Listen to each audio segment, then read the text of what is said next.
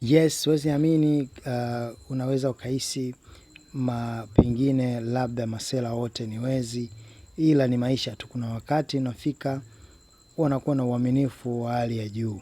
Hapa jamaa clip inaonesha akasimamisha gari, akaomba msaada kununuliwa maji, akampa noti ya shilingi 10,000 jamaa, akamwambia leta maji mawili, lakini kilichokuja kutokea jamaa hakuhisi kama jamaa anaweza akarudi. Alihisi kama jamaa ataingia mitini.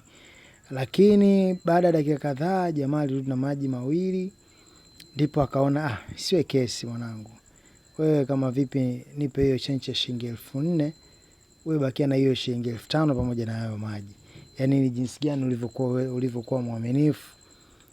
Basi hii inatufundisha kwamba ukiwa na mwaminifu utapata vitu vingi sana katika hii dunia.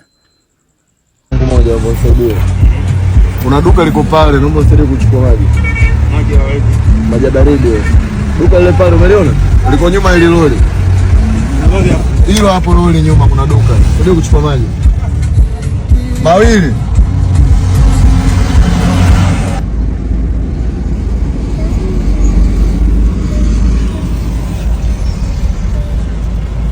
Bwana mwamba karudi bwana.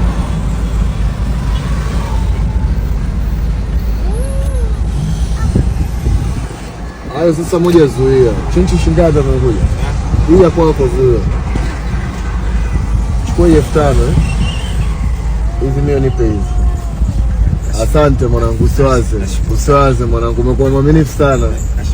Poa fadhili.